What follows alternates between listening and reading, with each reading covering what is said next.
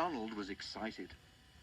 "The diesels at yon works," he announced, "say that on the other railway there are things called high-speed trains.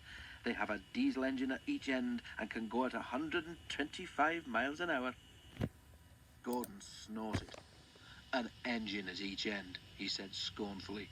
"There's only one of me, but I bet I can go as fast as those smelly boxes on wheels.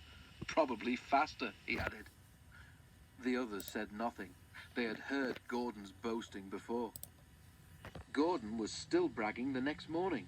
"Speed's nothing to me," he said. "Why, one of my Doncaster cousins went at 126 miles an hour. I'll show these diesels a thing or two. Just you wait and see."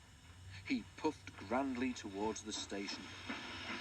Gordon normally pulled the express, though Henry, James or Bear helped if Gordon was ill or away. Many visitors came to see the Fat Controller's railway. They often used the express, so it was usually full and heavy.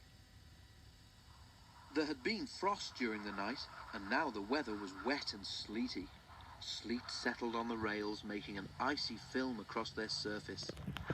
The carriages of the express stood under the cover of the station roof, but when Gordon was coupled to them, his cab and front end had to stand outside.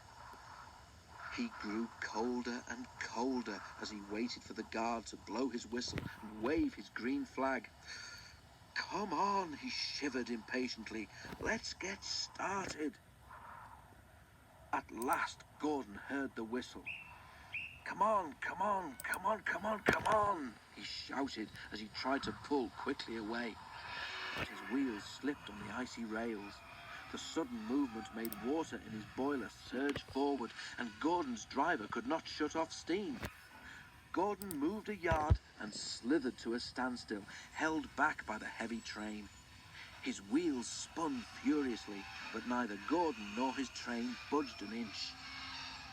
"Help! Help!" wailed Gordon despairingly, but nobody could. His wheels spun until his rods ached, but he could do nothing to stop them. His driver tried every trick he knew. An inspector came and tried some more, but it was no good. The Fat Controller came to see what the fuss was about. He said several things to Gordon, but Gordon was making so much noise that he couldn't hear them. Sparks showered from the rails, but Gordon's wheels went on spinning. It was a quarter of an hour before Gordon had used up all his steam. Reduced pressure allowed the driver to close the regulator, and with a deep sigh of relief, Gordon felt his wheels stop turning.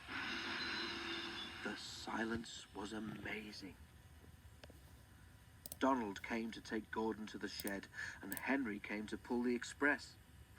When the train had gone, workmen had to replace the rails where Gordon had been standing because his spinning wheels had worn deep grooves in them. The shed was empty. Donald tactfully remembered another job and left Gordon on his own. But that night, Gordon heard a whisper from close by. "Did you hear?" it hissed. "How Gordon went for a spin today?" There was a quiet chuckle. Gordon seethed in silence. "High-speed engines are all very well," the whisper went on, "but Gordon ought to know by now that he's supposed to move his train too."